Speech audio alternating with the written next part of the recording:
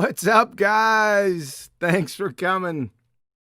We got a great show lined up for you today, as usual. If you'd like to support this channel, there are PayPal and Patreon links in the info box below.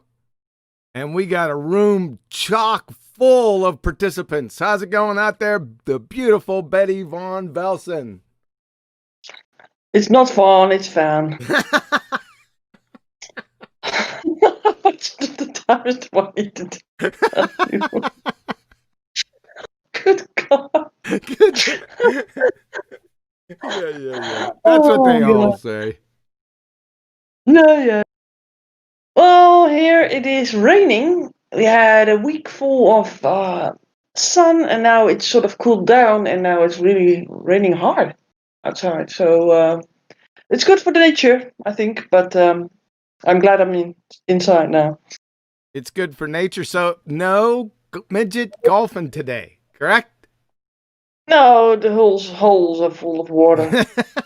Yeah, that's great. You're off the back nine. You were on the back nine for last show for Ball Busters the whole day. How did that work out for you? What'd you shoot? I don't have any golf terms other than midget golf. Oh, I'm sorry, I'm not. I'm not getting into that anyway, because even if I would know them, you would probably misuse them, make fun of me. Apparently, you're not a golfer. No. Are you? I've done a little bit of golf. That's a difficult sport. A lot more difficult than at first glance. I've seen these golfers on Funniest Home Videos where they smack each other for the head and stuff. It's really funny. Or they fly off. Their clubs will fly off in space and stuff, and balls getting into the water where they can't reach them. And really funny. The funnest part that I had golfing was on the driving ranges. Excuse me, and they would have, the guy that it's in that cart, it's caged, that's going around picking all the golf balls. Everyone would try to hit that vehicle and him. That's the funnest part. Other than that, I mean, on a regular golf course, nah. I did some chip and putting. That's what they called it, chip and putt. It would be par threes, and that was pretty fun, but I don't know, on regular, like a golf course, nah, it wouldn't be pretty.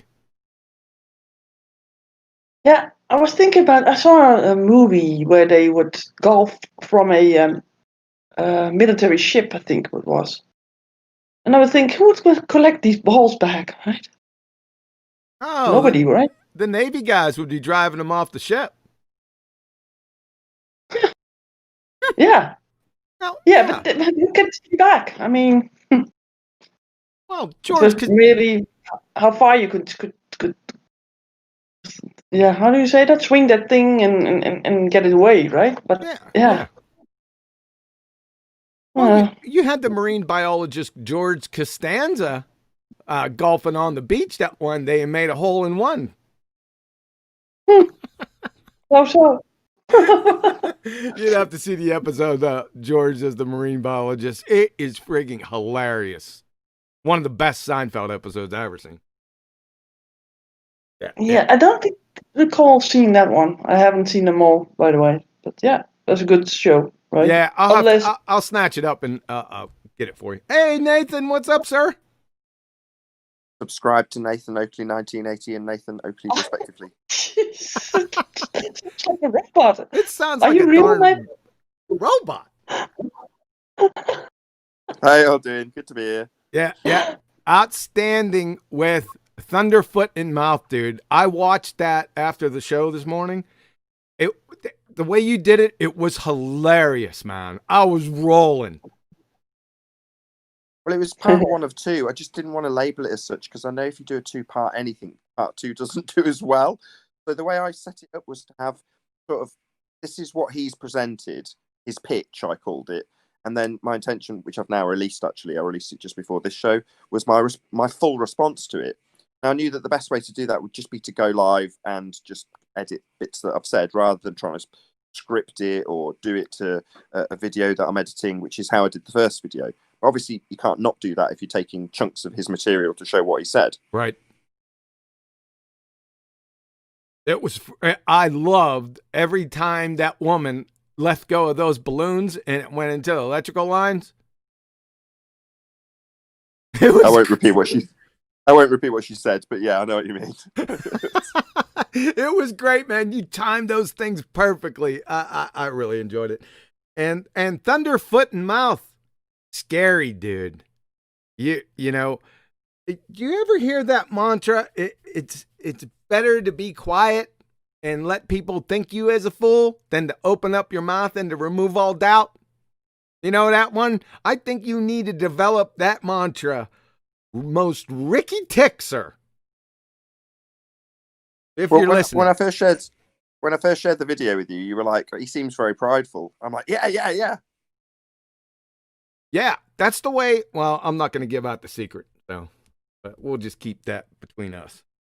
But fair enough. Yeah, but the things that he's,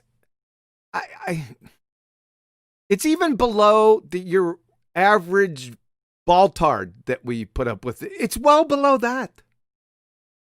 Yeah, a lot of the commenters said the same thing, which is to say, well, typically a baller who comes onto the show has at least watched the show a few times and recognises that if you're going to beg the question, it's just going to get laughed at. I mean, that's been the case for about 3 years on the show, right?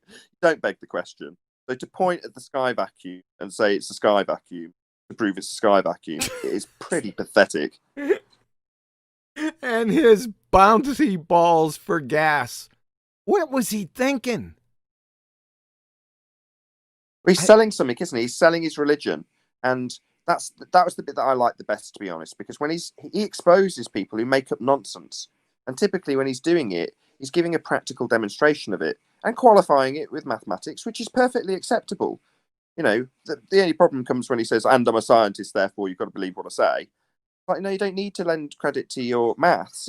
He does a good job at debunking people until he starts using the sky vacuum with this tumble dryer. And I'm like, right, that's fair game now. You right.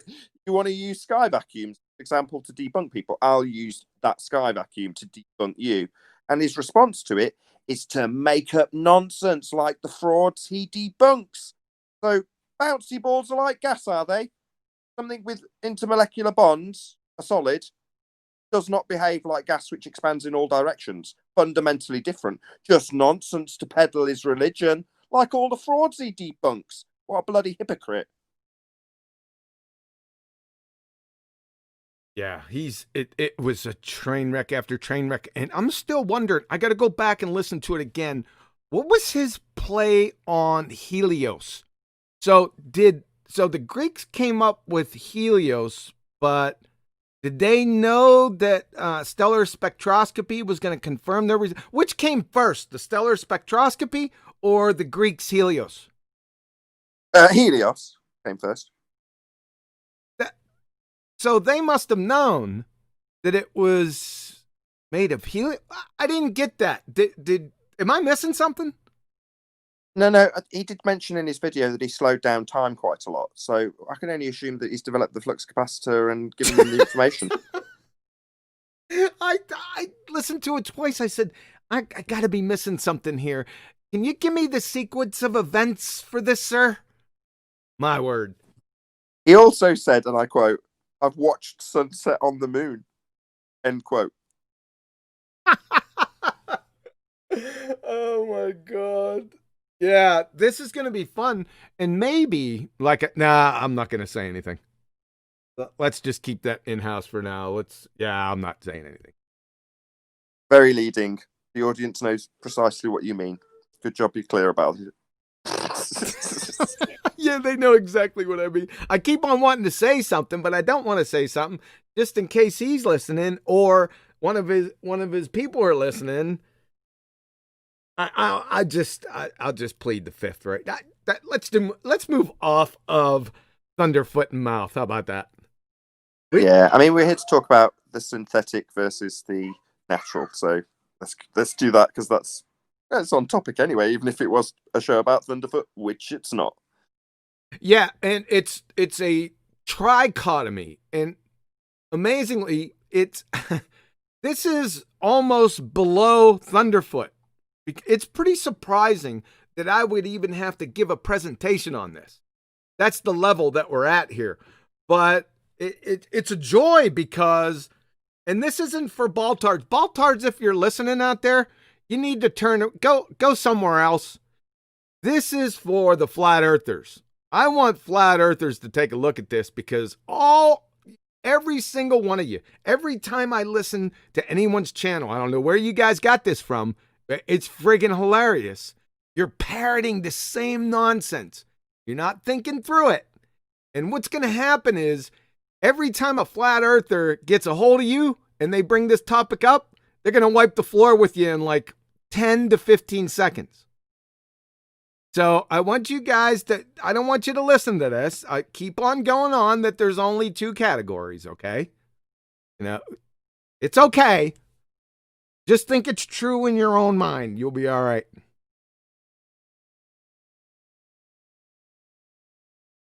Oh, you pop back in. Hey, okay. Well, before we get started, Betty, any admin? Yeah. We got a super chat from Unatox Femu, and he says, John, please deceive me more. ... Better you than NASA. Thank you, sir. And I will be not deceiving any time in the future. Anytime in the future or only now? Anytime now, anytime in the future, and anytime in the past. Okay. My little golf pro. I'm sorry, I didn't understand you correctly. Because apparently these guys aren't golfers. Apparently you are, right? I think that you sort of compared yourself to Tiger Woods. Well, yeah, duh. A few times, didn't you? A few times, yeah, a few thousand times. I remember even the thumbnail that we used against someone. You swinging like Tiger Woods. Oh yeah. That's I remember that one. Yeah, was it Ebon? Yeah, yeah, Ebon Kim. Yes, I haven't seen him in a while. Is he still on the circuit? For a long time. Yeah. All right, let's check out the health. Look like the health of the system is going wild. Yeah, that's what I'm talking about. Had a couple problems the last couple streams, but we'll see how this one goes. It's looking good, but I'm still suffering a little bit of problems from the storm a couple months ago. So they're slowly getting everything back up online. It's the little things that they have to pay attention to now. So everything's looking good, though. Let's go back. Give me one moment.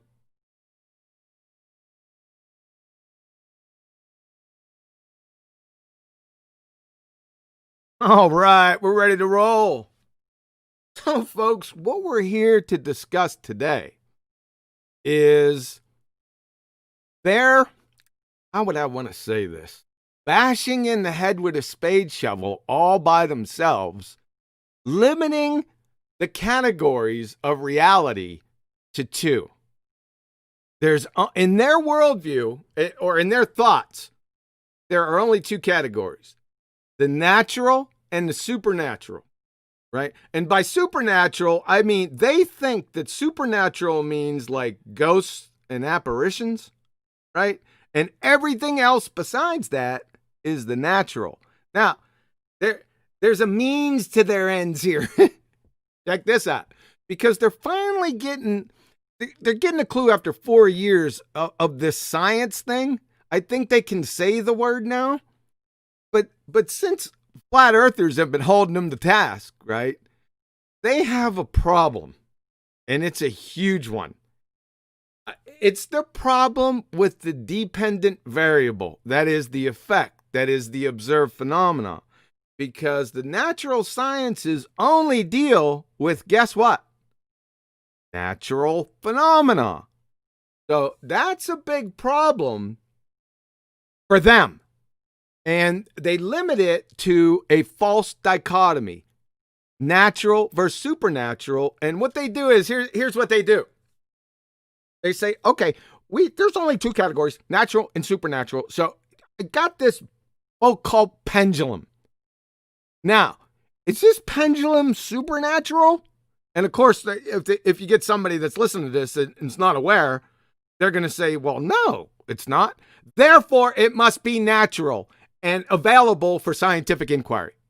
That's it. That's their game, right? And they're all parroting this nonsense. And if you think I'm kidding, yesterday I was adding this show and I threw it up on Skype in a bunch of Skype groups. And what did I get? So, from your average Jose JG retard, check it out. So you think I'm kidding, folks? Huh? There's only two, supernatural versus natural. All synthetics are made with natural materials by natural beings. Natural versus supernatural, period. So I'm not just making this up. And the bozos over in his realm, along with bozos on Discord, are all parroting this nonsense, man. And I'm just sitting back saying, what in the world? Haven't you ever heard me come up against your little parrot here? All I need say is, give me the definition of natural and synthetic. And that's it. See, it usually ends the argument. They finally realize that they're caught, right? And they'll do all manner of red herring fallacy, kind of trying to divert around it. And I know I'm not the only one that experienced this.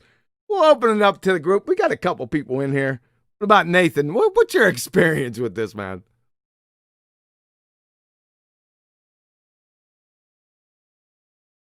Outstanding. I knew. Well, yeah, of course. You have much experience with this. Paul, any experience with this? Am I still online?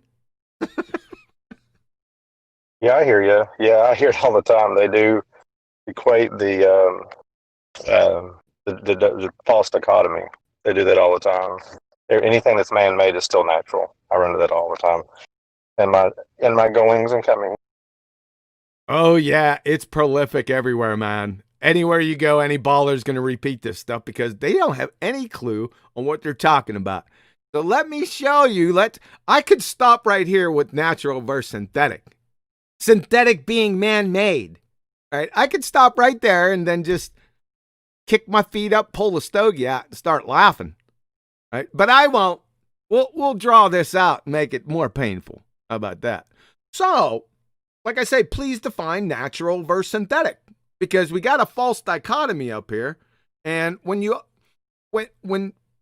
you're going to make that claim of a false dichotomy, you have to show the third choice or eliminate the second choice and avail the third choice to make it the second choice, if you're following me, right? So this is a false dichotomy. Actually, there's three categories, and we're going to get into those here in a few minutes, but we have two right now, natural versus synthetic.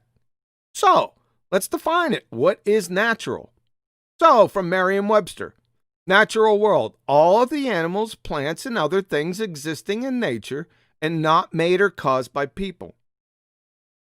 From Oxford Dictionaries, natural, existing in or derived from nature, not made or caused by humankind.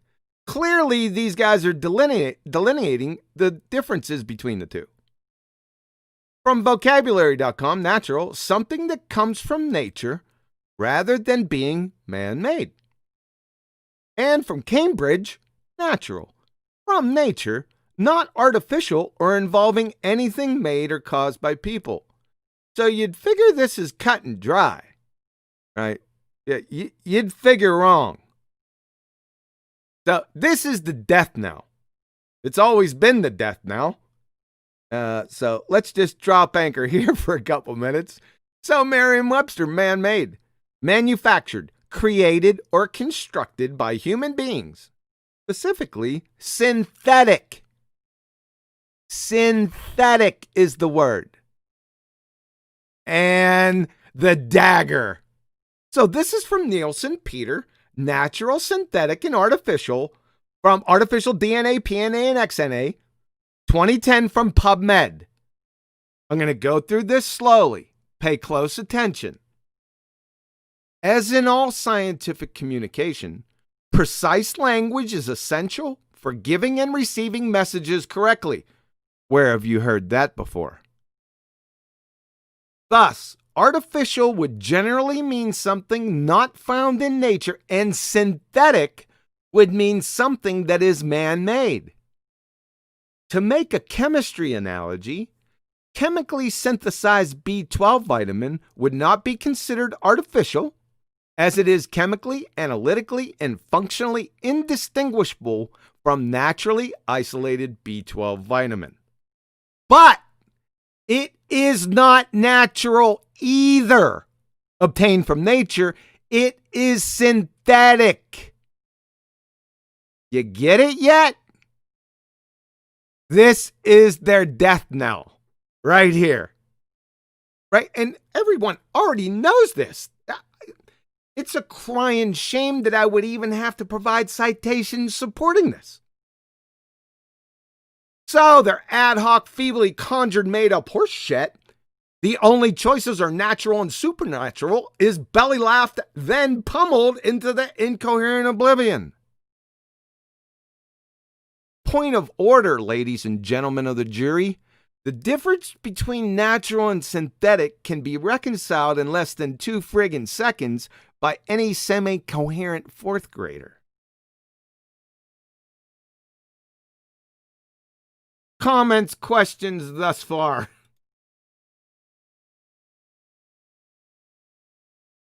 One question. Sure. If an animal made it, would that be natural? Yes. Like a pearl or in an oyster or something? Yes, because Is it's that not... a natural thing? Yeah, because we're only dealing with 2 categories right now. It's the natural versus synthetic. So synthetic is man-made.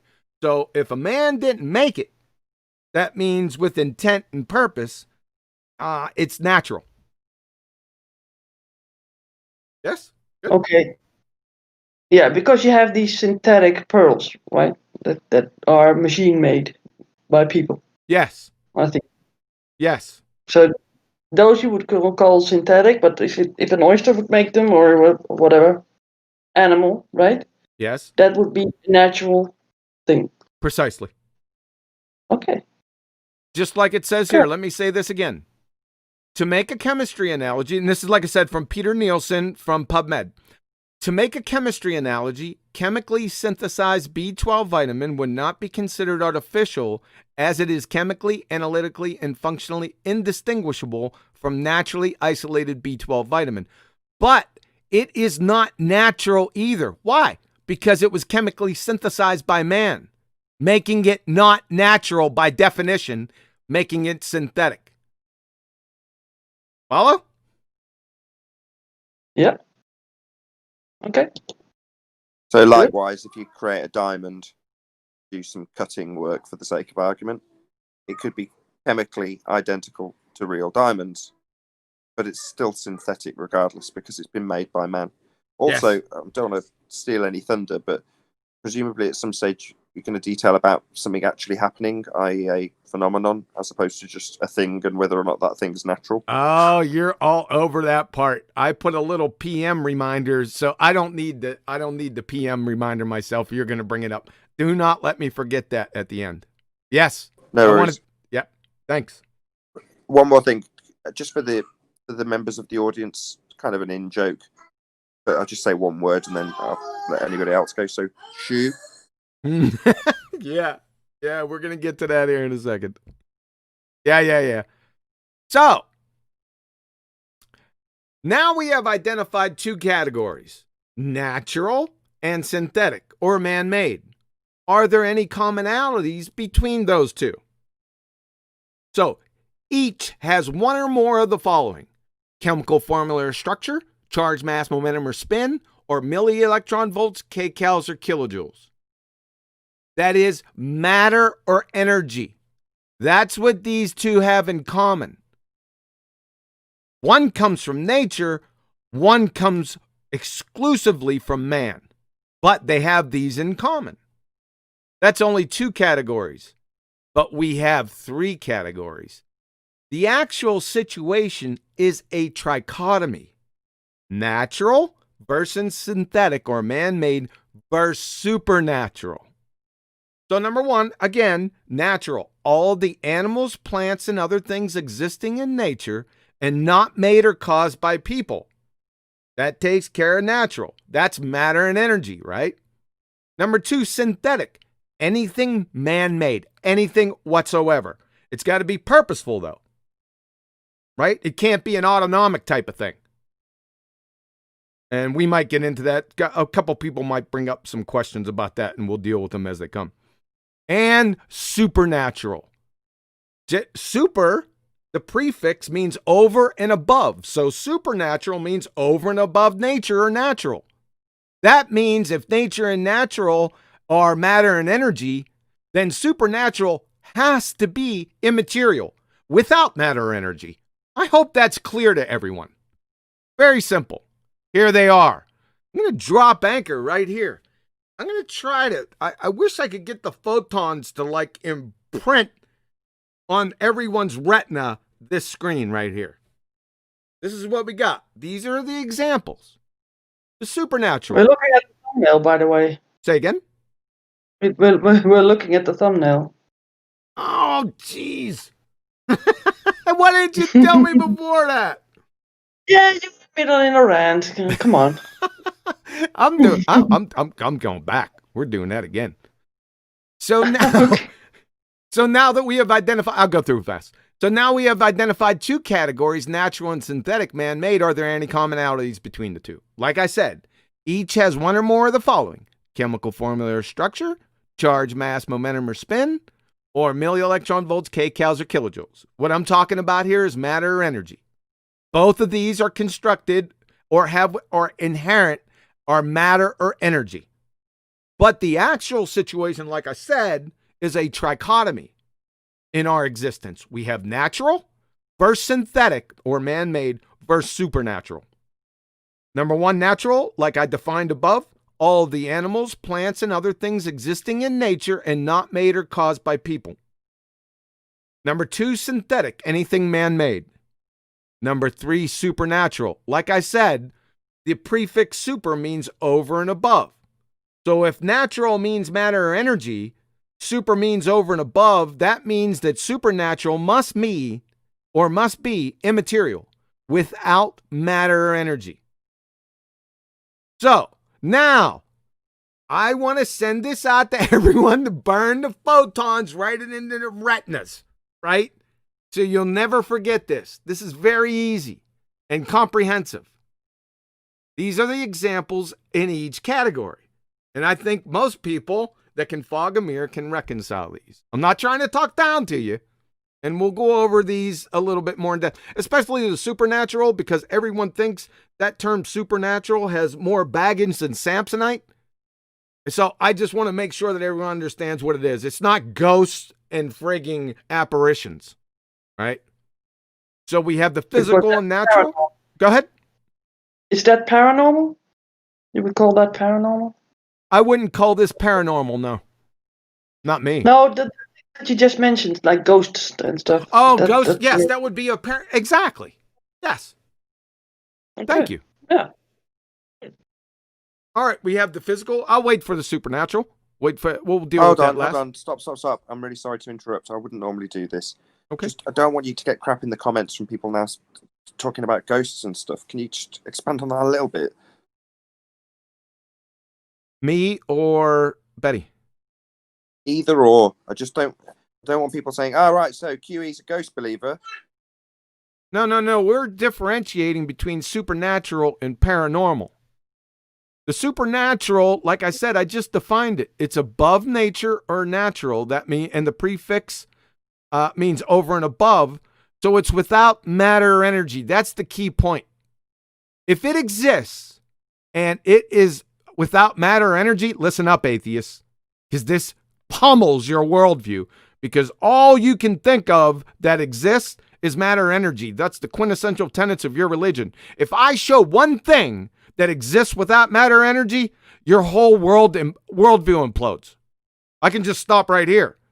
That's not the mission of this presentation, but in actuality, that's what I'm talking about.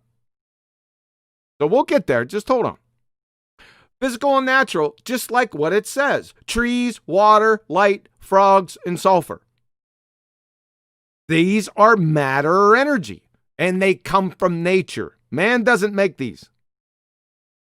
Man-made pendulums, barbecue grills, shoes, headphones, and Indy cars. Right? We all know that these are man-made. You're not going to be walking out in the wood line and come across an Indy car that was put together by wind, waves, and erosion. It ain't going to happen. Right? However, these two categories right here, like I said, are matter or energy, as opposed to the third category, supernatural. This category, the things in existence here, contain no matter or energy. And leading off the group, the bedrock foundation of all of reality is information. Information, baby. It was without matter or energy. You can't give me the chemical formula or structure, charge, mass, momentum, or spin, or millielectron volts, kcals, or kilojoules for look out, there's a tiger behind you. Ain't gonna happen. Another one is time. Another one is thoughts. These are all without chemical formula or structure, like I said, matter and energy, but they do exist. These are the three categories. It's a true trichotomy. It's not limited to two categories, physical and natural and supernatural, because we have man-made things in this reality. Questions or comments? This is very important. Good question. Is ice natural or synthetic? Because I can actually go out in nature and find ice, see it form and turn back to a liquid. But I can also go into my fridge, put an ice tray in the freezer and make ice. So that's true. That's true. So there's a couple of them that cross over, right? But the formation of ice happens in nature, right? If we didn't see it in nature and discover how that would happen, would we have done it? Probably not. So we learn something from nature and then we do it in a synthetic way. Right, exactly.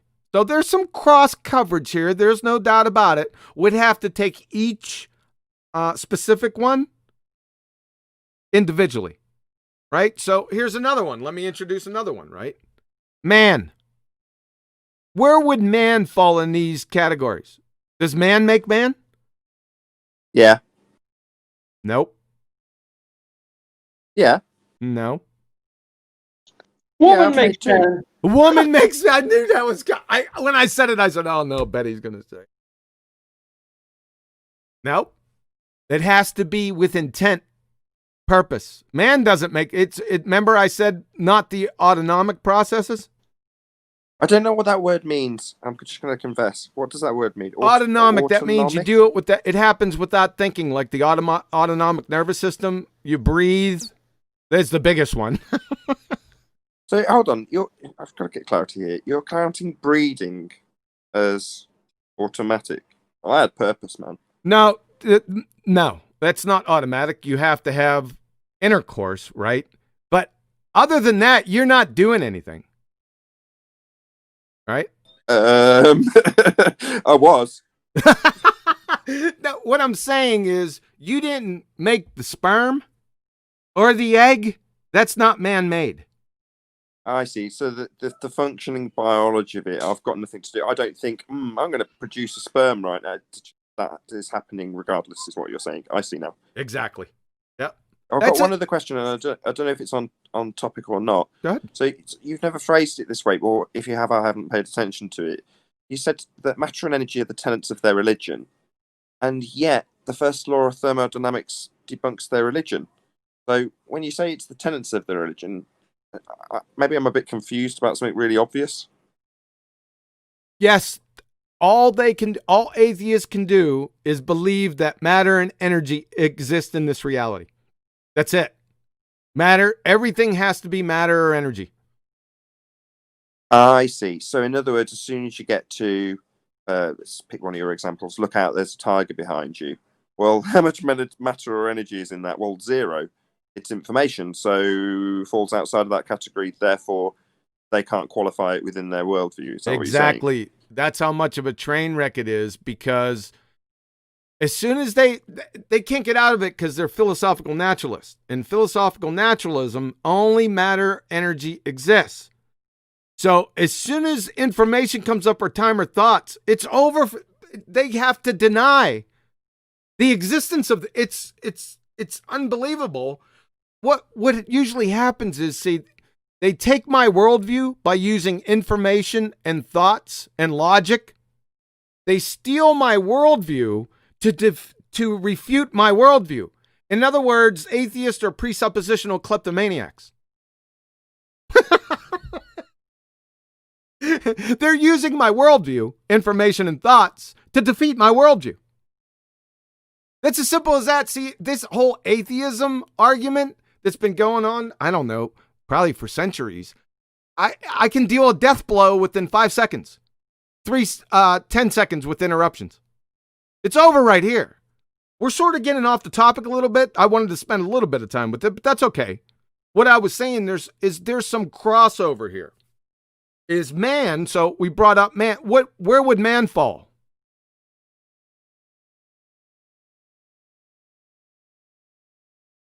Or Fall woman. in what? Or woman. What category or categories would man fall into? Natural, I think. So physical and that, obviously people are physical and natural, right? Right? Anything else? Also a bit maybe in the supernatural, because we are existing of DNA, which is information. Go ahead. Yeah, we are information. When the egg and the sperm come together, it's information that makes up the genetic structure of the kid, but also the phenotype of the kid, right? How it would look like. Yep. Nobody would know. We both know, as parents, we couldn't know how the child would look like, but the DNA does. Supernaturally. So all life contains DNA. DNA is chock full of what? Information. So there's a little, it's in both categories. So you got to be careful. Like I said, each individual thing that you bring up, you got to think about it now. Life is a special case, right? So it's going to have some cross coverage in both of these. All life. Anything else? But just so we're back on track with the actual example, though, because it's me who did that. Sorry. An example of boiling water. You can come across a hot spring and go, "Oh, I wonder what causes that happening, that phenomenon." But you can also boil a kettle. Well, is the net effect the same? Yeah, absolutely. But one is a man boiling water. The other is it occurring in nature. Yes. Anything else? Yeah, but the boiling water is still a natural phenomenon. It is still a natural phenomenon. Yeah, the bottom line is the phenomena is natural. Yeah. Right, but if you try to give me the scientific validity of a boiling kettle, which is essentially the same thing, boiling water, that will know the man made the kettle, which made the water boil. What about the heat? Yeah, that's what I'm saying. It falls in both categories because a man has actually had to achieve something. There's been no natural phenomena observed in that example. It wasn't just somebody stumbling outside their front door and finding there's a boiling hot spring. So, in that example, it's like, well, where's the natural phenomena if you're going to claim science? Because you can validate it with hypothesis, i.e. heat causes the boiling water, or null being if heat, not boiling water. But like I say, you've got to have a naturally occurring phenomena in the first instance. And most people will qualify boiling water with, well, a man does that, doesn't he? Well, no, it definitely occurs in nature. It is definitely worthy of science. Yes, it's a category thing. You got to put them in specific categories. Like, did the man make heat? Are we back on the egg and sperm thing? Yeah, we're back on the boiling water because the heat thing. Right? Did he make heat? Oh, the boiling water. Yeah, the boiling water. Yeah. Did man make heat? Yeah, potentially. How did he make it? Rub sticks together? Yeah. Yeah, there's some, it could be cross coverage. Yes, but it does happen in nature, correct? Yes, I'm being facetious. It's good to go down. Like I said, it's good to mess around in the weeds here because you'll find some nuances. But I just want everyone to get the big picture that it's not just two categories. There's a third category, and it's supernatural. I think everyone can understand the differences between these categories. Hopefully. All right. I think I left this on here enough for the photons to burn everyone's retina. We good? Can I burn 2 super chats? Yeah, go ahead. Okay, we got one from Rikia Live, and he says, "Forget about all this easy DNA stuff. What is light?" Also, I can only hope certain people see this. Yep. And then another guy says, again, Unatok Femu. That's name. Unatok Femu. Yeah, that one. Shu is seed blind experiment part ... Baby is pseudo. I don't know what that Thanks, gentlemen. Appreciate it. Is that it? If you can hear me before you move on, couldn't it be summed up in one other way? It's called intent. Yes. Anything that's intentional. Okay. It could be. Like I said, it depends. It depends on each specific topic. So I'm not gonna. I don't broad brush anything. Let's get specific. So we have to deal with each individual thing specifically within its own inherent characteristics. How about that? Sounds good. Thank you.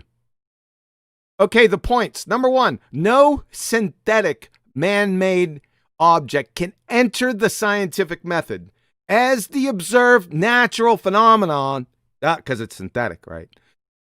The dependent variable is the naturally observed phenomenon, the effect, because every cause of man-made effects is, wait for it, frigging man.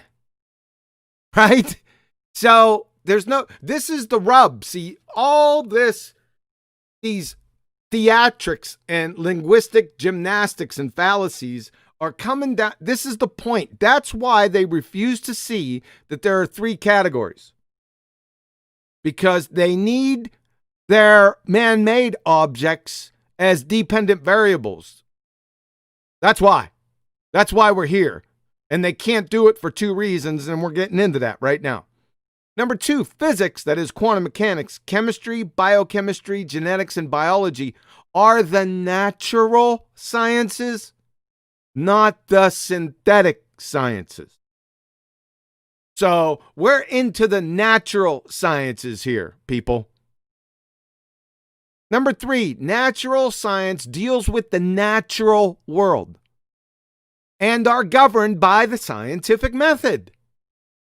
That is hypothesis testing or experiment. Experiment is the king of the scientific method. Hypothesis is the queen.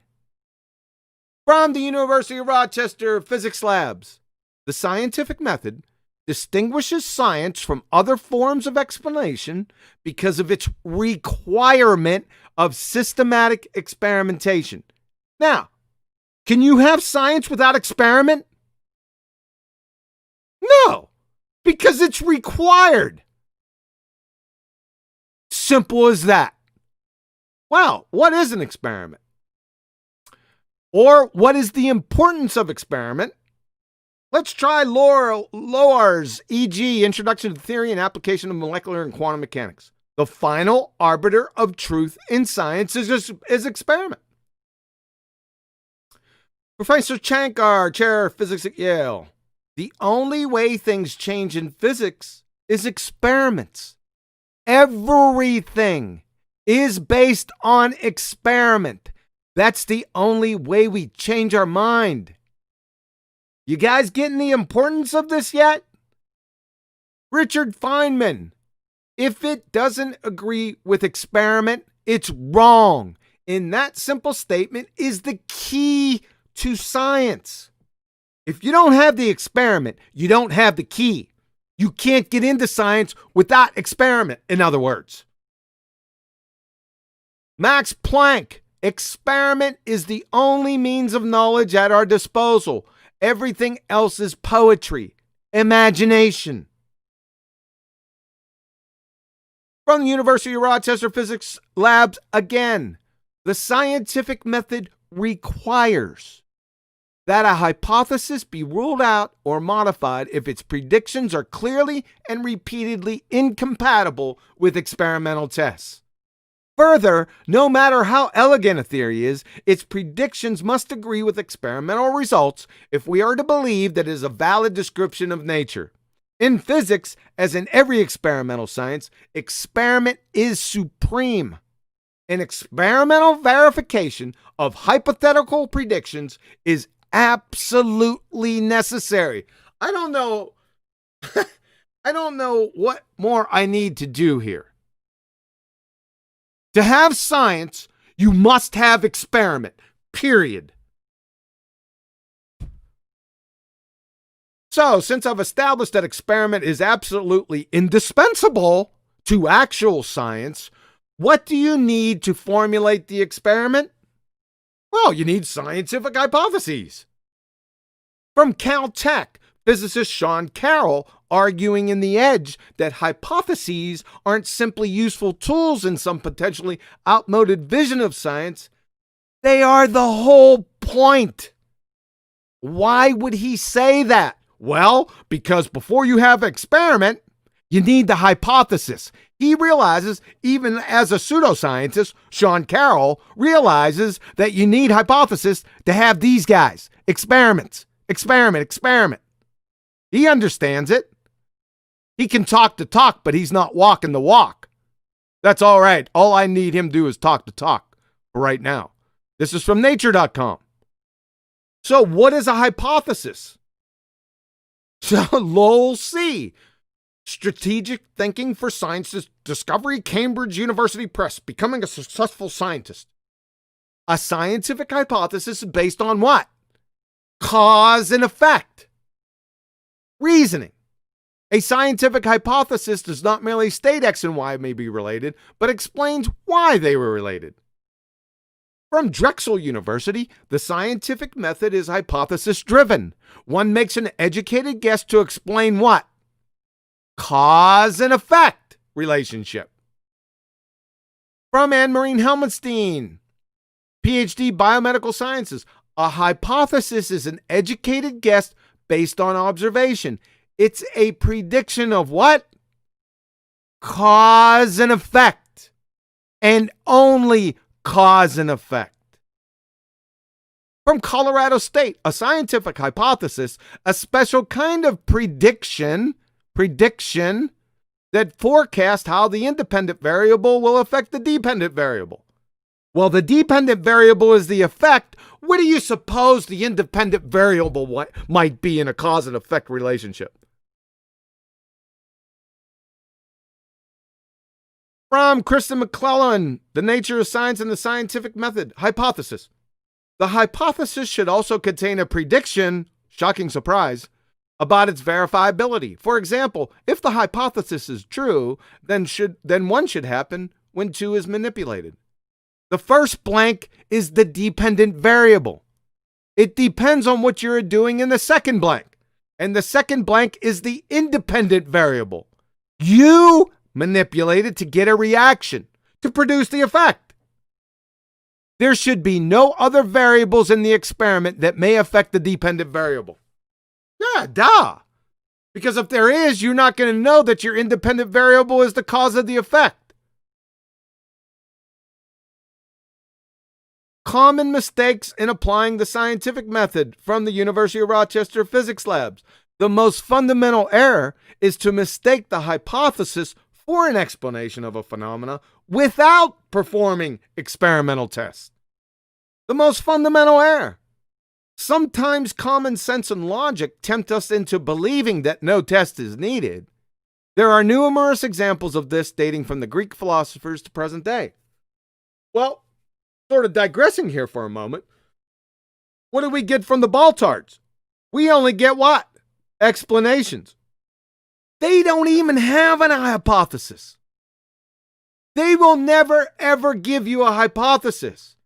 They're saying here that the most fundamental error is to make the mistake or mistake the hypothesis for an explanation. The ballers don't even got a hypothesis. They got an explanation. What? How do you suppose they would categorize that? Probably well below the most fundamental error, don't you think? Or above, depending on which way you're looking at it. Most catastrophic error. How about the most non sequitur error?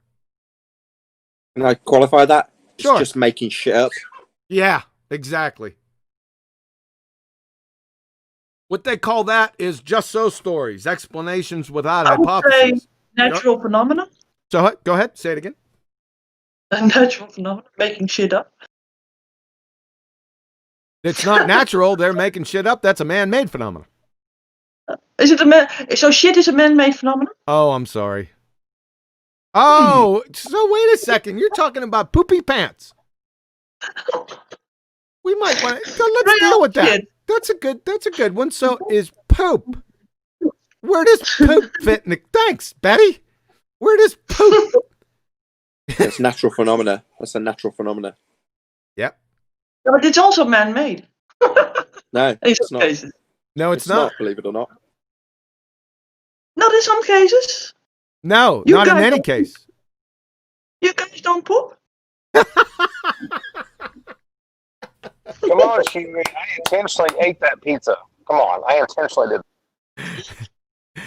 did. It's the same thing. Guys, This is admit it. all You right. guys go to the toilet as well. Right? Yes.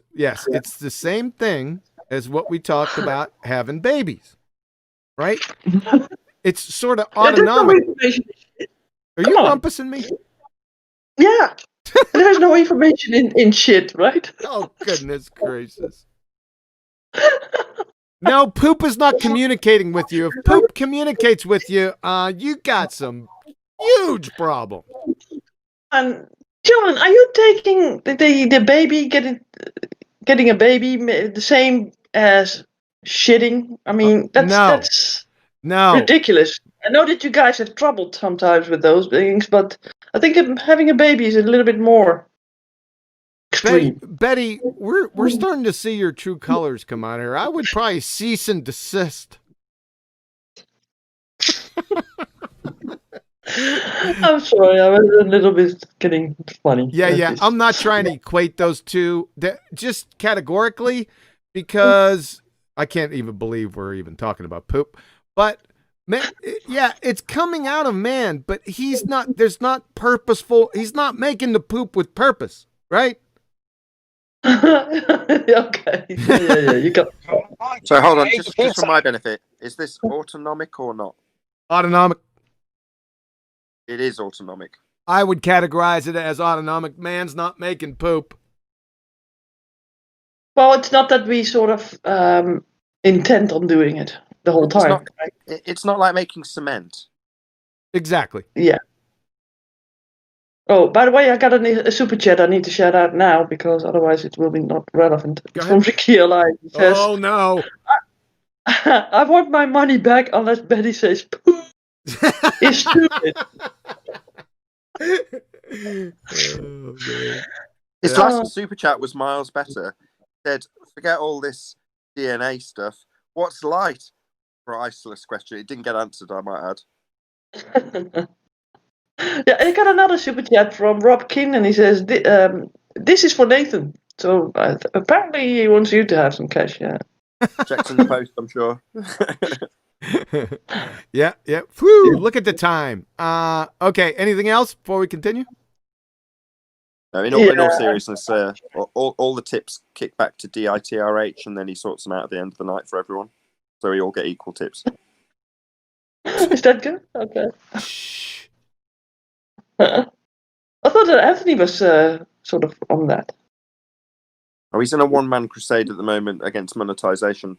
So yeah, I mean, I'm obviously in full support of Anthony, and yeah, on a different subject, smash the super chat, support QE channel. All right. Let's not. Sorry, let's not lose Go ahead. I said I'm sorry to sidetrack you. I just want to get you back on track again, but you were. Even though it was sort Getting of, even though it sounded sort of silly, I think that was a good not subject, but item to bring up, because that's many people might think that is man-made. I don't want to spend any more time there. So let's get to the point of this. Yeah. Okay, just for argument's sake, we already destroyed their nonsensical buffoonery up above, but okay. Let's follow it to its logical conclusion. Let's allow what they want, and let's see if it makes any sense.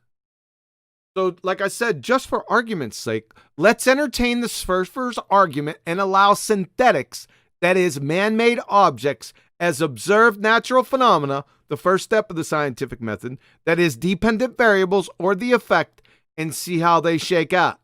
So here are here's just some Baltard hypotheses, right?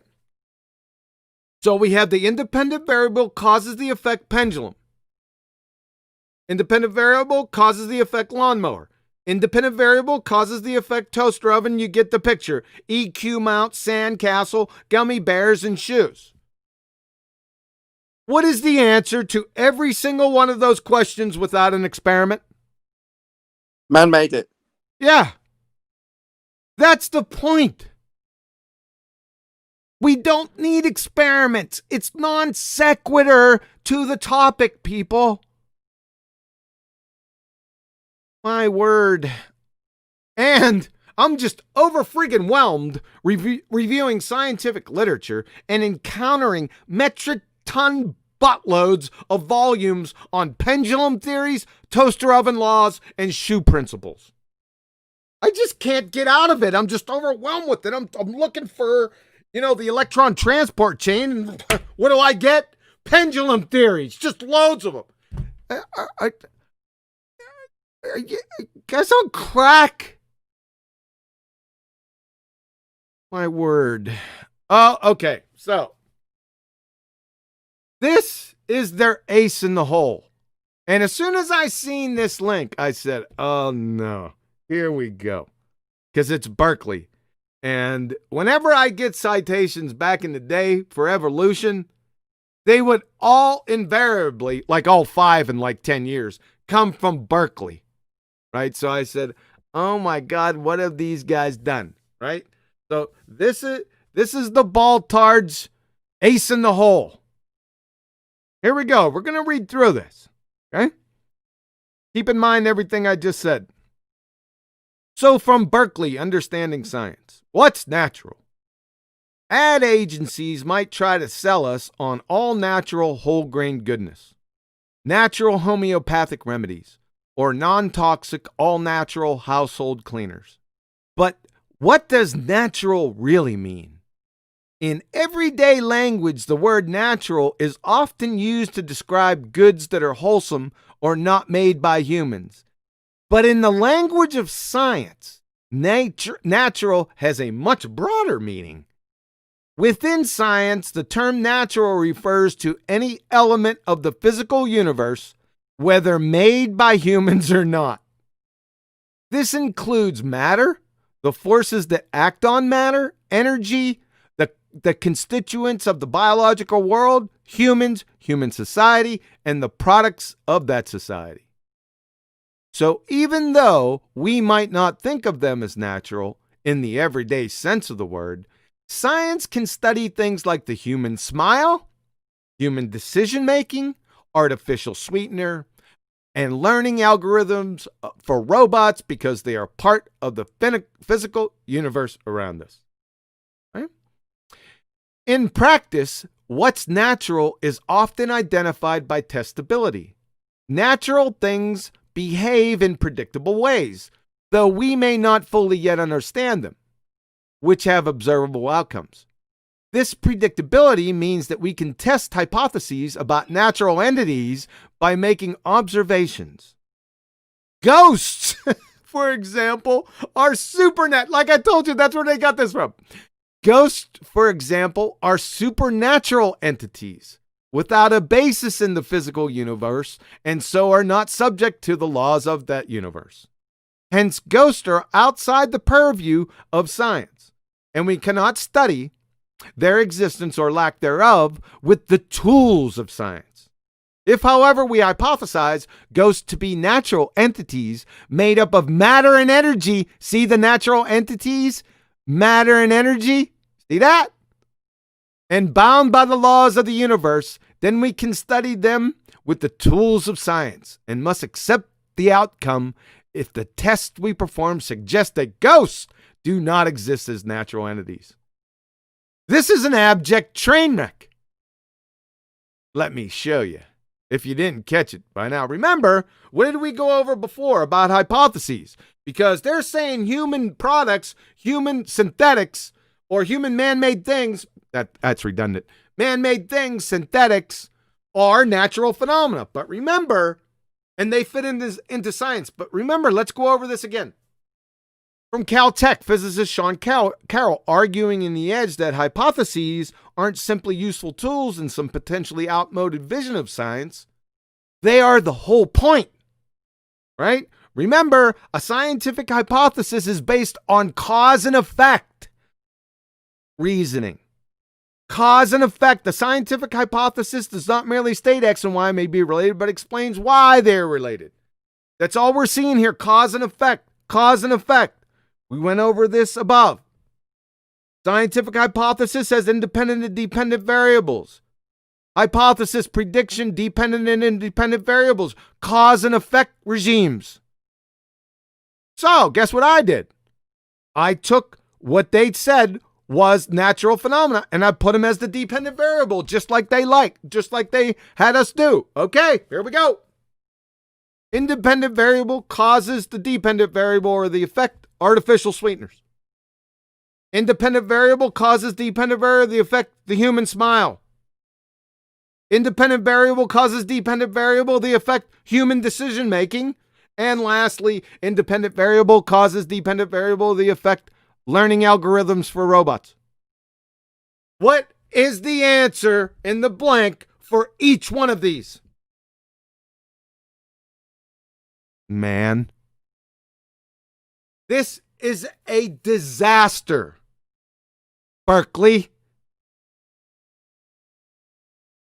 So, again, I pulled an excerpt from the link, which is berkeley-bumblingbuffoonbozos.numptymorons/ Dunning-Kruger dipshits / pretender clowns. This is going to sound familiar. I just read this. In everyday language, the word natural is often used to describe goods that are wholesome or not made by humans. But in the language of science, reification fallacy, science doesn't have a language, natural has a much broader meaning. Within science, the term natural refers to any element of the physical universe, whether made by humans or not. Uh-oh, you got a problem, Berkeley. From Nielsen Peter, natural, synthetic, and artificial in artificial DNA, PNA, and XNA. You got big problems from PubMed and from just basic common sense. Listen again. As in all scientific communication, precise language is essential for giving and receiving messages correctly. Thus, artificial would generally mean something not found in nature. Synthetic would mean something that is man-made. Here comes the kicker. To make a chemistry analogy, chemically synthesized B12 vitamin would not be considered artificial, as it is chemically, analytically, and functionally indistinguishable from naturally isolated B12 vitamin. Pay attention, but it is not natural either. Obtained from nature, it is synthetic. You got a problem, Berkeley. This right here pummels your nonsensical buffoonery up here into the incoherent oblivion. And we just wrote it out. So, bye-bye now, Berkeley and the false dichotomy. Now, Nathan, before I forget, you brought up a good point. All right? You want me to reiterate it? Yes. So, we're dealing with what is and is not natural, or supernatural, or synthetic, aka man-made. And in science, it is exclusively elucidating the cause of natural phenomenon. So, where does an item that you find in nature, for example, a tree, fit into science? It doesn't. So, for it to be validated by science, it would need to be an occurrence. So, for example, the leaves falling from the tree could fall within the remit of science. Precisely. In other words, to do. Go ahead, There you finish go up. on. Go on. Well, I had a side issue, but I'd rather you summarize before I go on to my different things. Oh, okay. In other words, what he's trying to say is concrete nouns, whether they be natural or otherwise, cannot fit as the dependent variable. Right? We're looking for a naturally observed phenomena. You're trying to look for the cause of that effect or that phenomena. If I look outside, there's a tree out in my backyard. I can't formulate a hypothesis for that tree. Because number one, I'm not observing a phenomena, I'm observing a concrete noun. Even though it's natural, what am I going to do? I didn't observe who put that tree there when it first started growing. It could have blown here through a tornado, or somebody could have planted it purposely, right?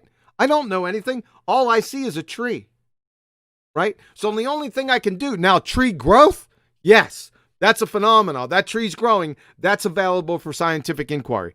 I can construct many hypotheses regarding that.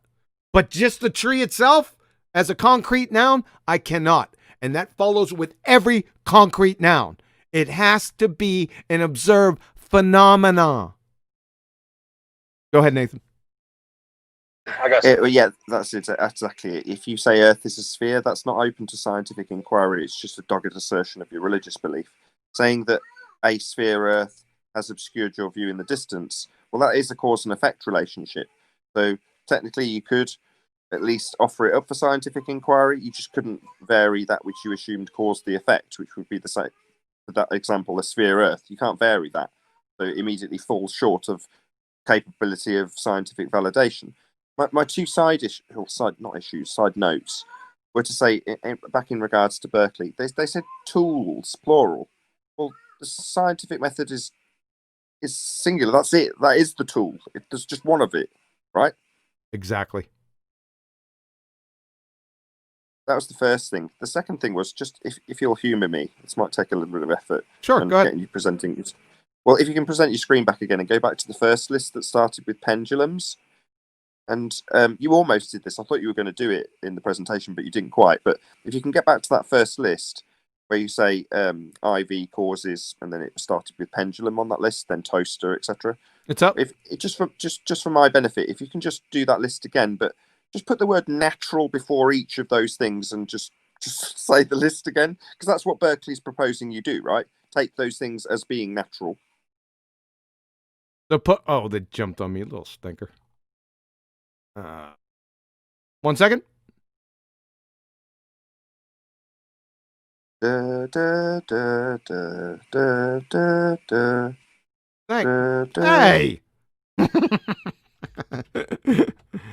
Testing my typing skills. See how fast I can do this. Is this what you wanted? I can't see that screen. I'm on my iPad, but I assume you just put in natural before pendulum. So yes. IV causes natural pendulum. Yes.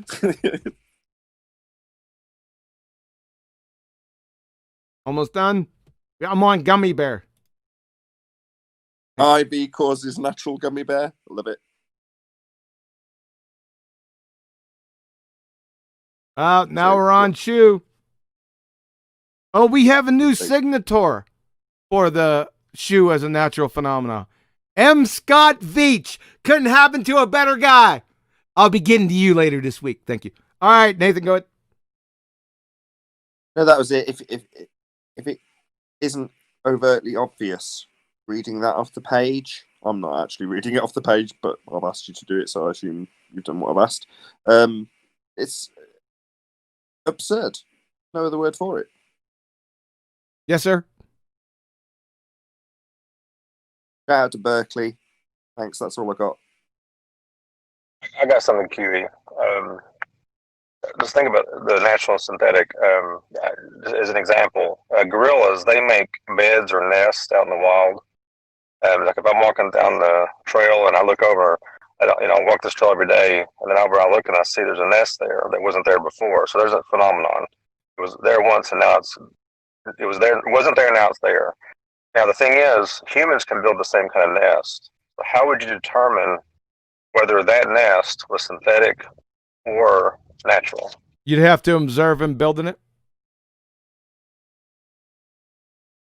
Okay, so if I observe the gorilla building it, then I know it's natural. But if I observe a human building it, then it's human. Okay, gotcha. Exactly.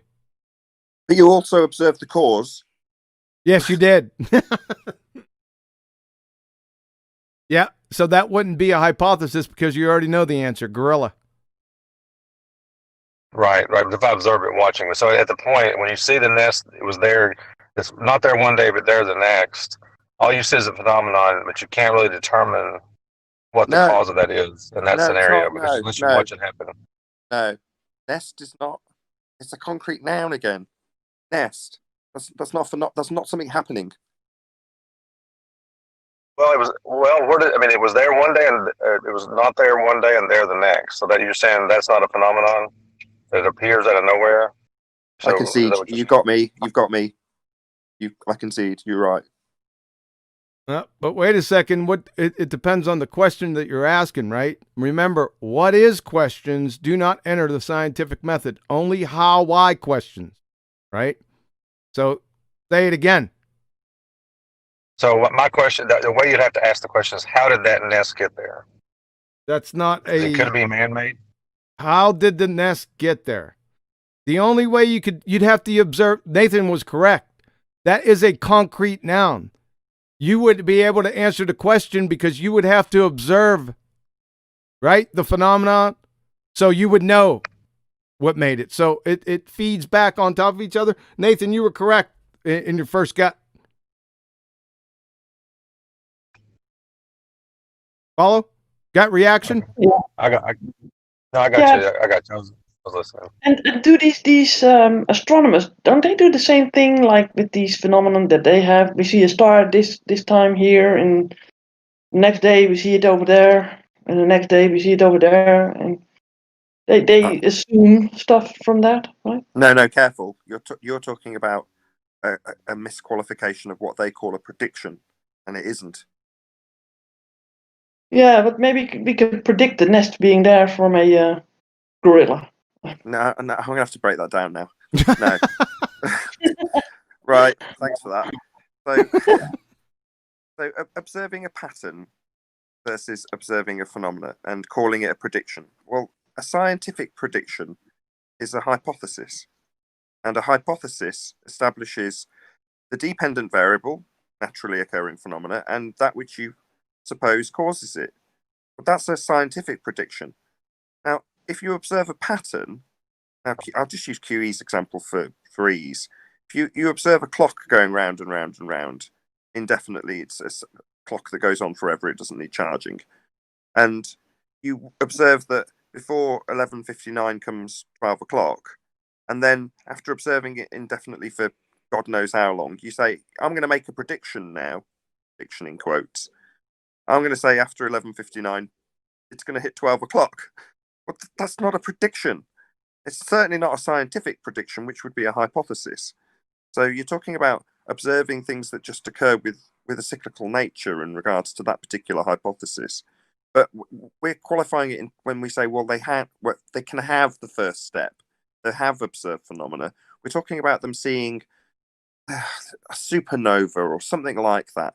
They've observed something happening. Well, wonderful. So you've got a phenomena. Okay, now let's establish what you suppose causes that and get it down on paper with a null. So if this, i.e. your supposition, then the supernova, or if this, then not supernova. Well, normally the thing's been and gone, right? Exactly, you got it. That's why astronomy, cosmology, and astrophysics aren't actual sciences, because they cannot even formulate. Now, they can observe a phenomenon. They got the dependent variable. They got it. Which forever illusory is the independent variable and experimentation for them. They're not sciences. Yeah, I mean, it wouldn't be fair of me to not mention Thunderfoot at this point. So he's done exactly that. You know, he's been challenged by me as a pseudoscientist pretender clown, and his response to that is to say, me, not a scientist? Me, who's looked at the sun? Me, who's watched Jupiter rotate? Me, who's looked through the best telescope on Earth? Me, not a scientist? Yeah, that's right. None of that science. True. Yeah. Yeah, but what I was alluding to was what Paul said when one day you don't see a nest in a tree for a bird, for example, and the next day you see a nest in the tree, right? So something happened overnight, and I think that when you're looking at the sky and you see a star in the sky, and then the next day or the next night you see that star moved a little, but you missed a whole day of watching and observing. So even these observings, the observation, that they do, isn't following it from minute by minute and second by second. It's just sort of day by day or night by night that they do, and a ton of things could happen between those time periods, I would say.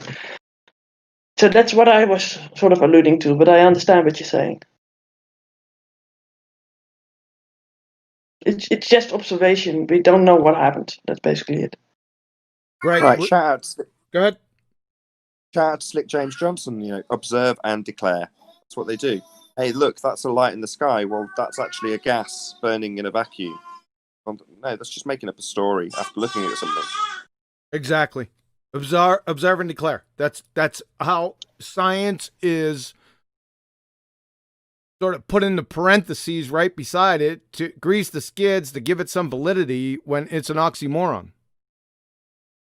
I find it funny from the video that you had on, Nathan, that guy, that he said, yeah, look at this. It's a gaseous planet. So how about that second law of thermodynamics? I thought, my God. That's so, yeah, that's it. His so evidence was, look, that gaseous planet is his evidence. It's a gaseous planet.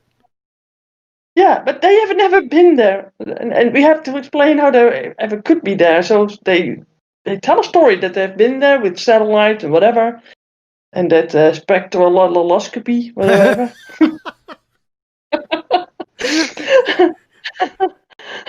And then they declare it be a gaseous planet, but they forget about the whole second law of thermodynamics, and but the people will explain it away because they just have to tell a story, and people will fill it in for them. Now, they will defend it to teeth. You didn't say it right. It's spectrochocoloscopy. Yeah, well, I miss Adam, so he would have said it correct. Shout out to Adam and Chocolate. Yeah. Oh, they shine by not appearing, huh? Yes, ma'am. Can I shout out the Go ahead. I got that unatmotox whatever female again. Nathan says it the best. It's because he broke it down for me phonetically once. It's unitox femu. Unitox femu. Yeah, that's it. And he says, shoe exploded in space and Big Bang started. Yeah, that shoe, big problem. I'll tell you what, man, they are all on top of this. I'm telling you. Right, of the beginning of everything. So they thought footprint, shoe. Makes sense. Yeah, this is, like I said, I shouldn't have even had to construct a presentation on this. I don't mind. This is ludicrous that I would even have to discuss it. Au contraire, I think there was an excellent presentation. I was going to wait till we're off air, but just to reiterate my point, do you mind if I mirror this? This was an excellent presentation. While you feel it's like, should I have to say this? Yeah, this is one of the best, most concise presentations in terms of science, what it is, what it requires, what it isn't, what people say it is. the differences that the title suggests in terms of synthetic versus natural versus supernatural is just the tip of the iceberg. You've covered everything in this presentation. It's been glorious. Wow. Yeah, you can mirror it. That's fine. Yeah, I don't have a problem with that. Yeah. Thank you. Yeah. Excellent. Thank you. I will. And remember, this is for flat earthers because they have already, it's already a well-known fact. Like I said, I showed you the message that I got.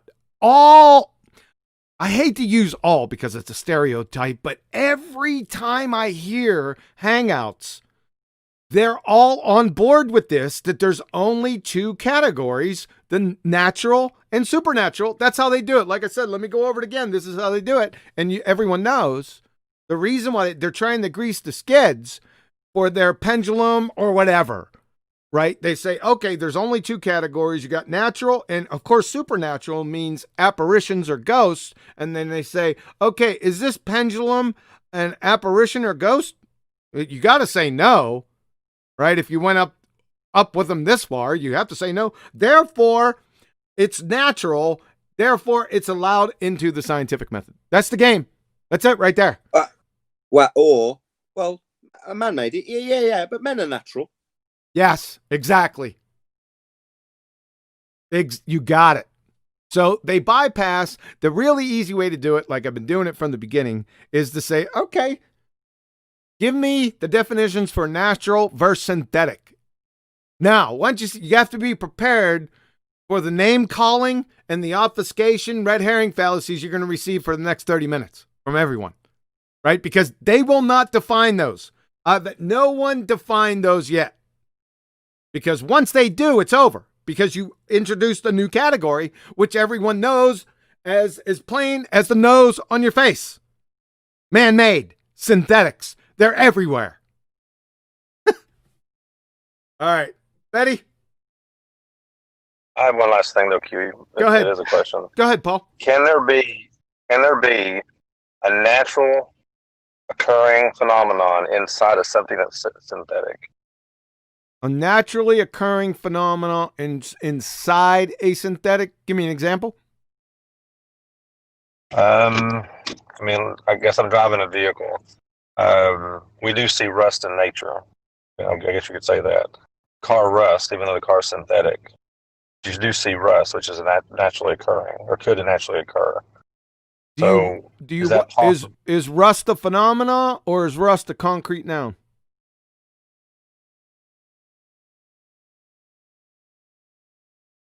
Well, I could sit and watch, like the other day, like the car I'm driving.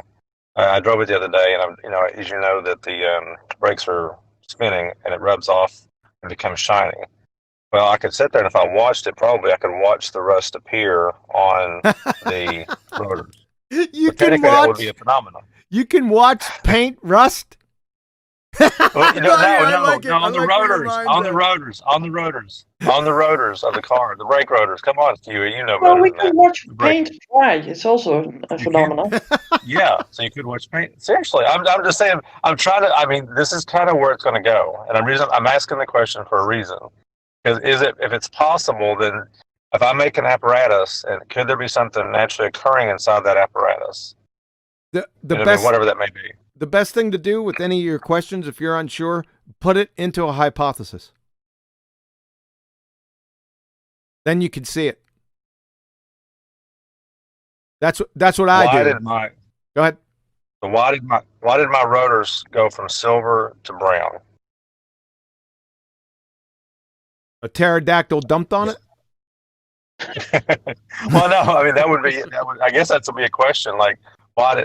I saw it happen. It was the rotors were silver, or silver looking, shining. Then they over time became rust colored or brown.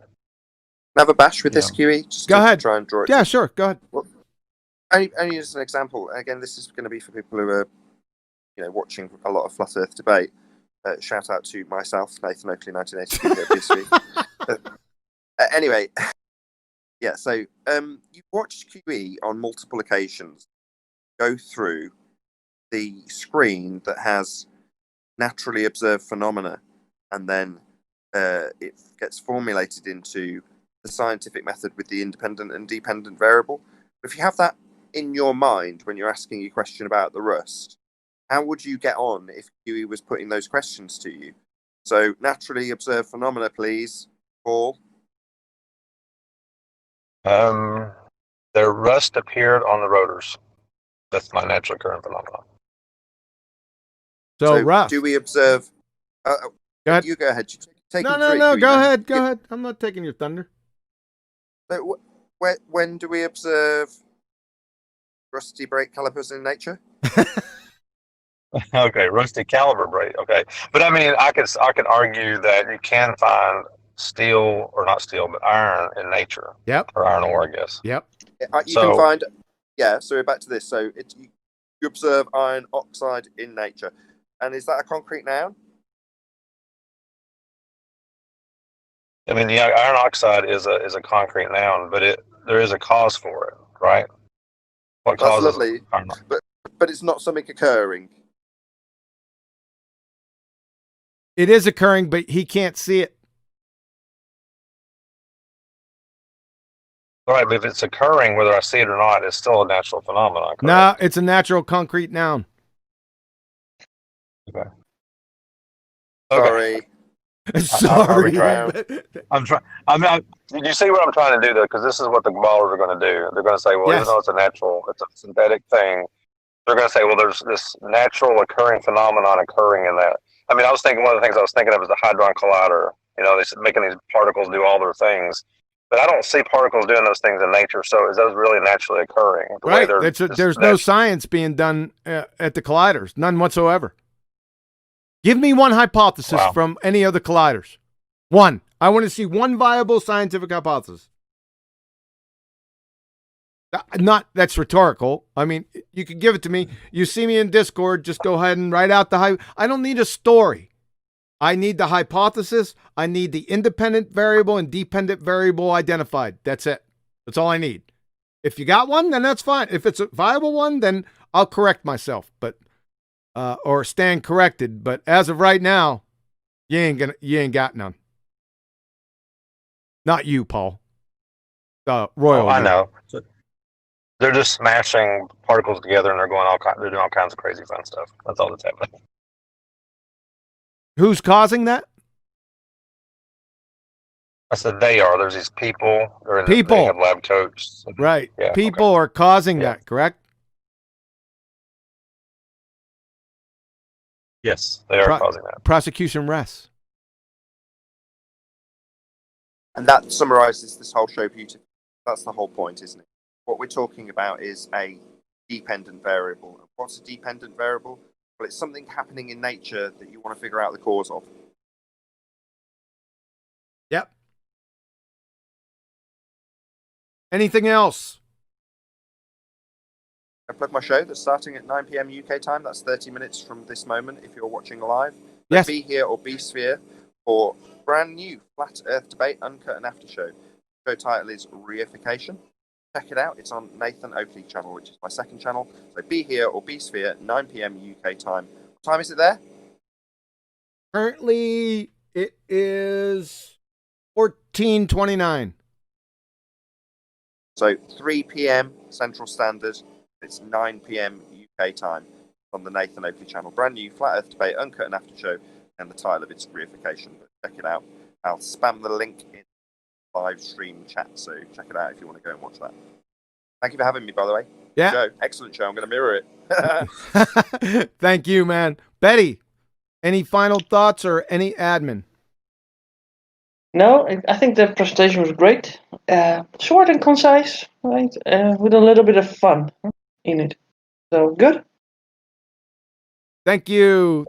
Thanks, guys, for coming. Like I said, remember, what they're going to do is they're going to try to put this into a false dichotomy. So just call them on it real quick. Natural versus supernatural. They're going to give you, and their supernatural is ghosts and apparitions. And then they're going to give you some man-made object like a pendulum and tell you to make a choice. Where does this fall? Which category? Supernatural or natural? And obviously you're going to pick natural. And there you go. That greases the skids for their natural phenomena. Now, they're not going to give you a hypothesis. They're just going to say science, right? So just be aware out there. The true trichotomy is supernatural versus natural versus synthetic. The true trichotomy, people. All right? This is a real easy one. So, take no prisoners. No quarter will be asked. None shall be given. And remember, I'll be back.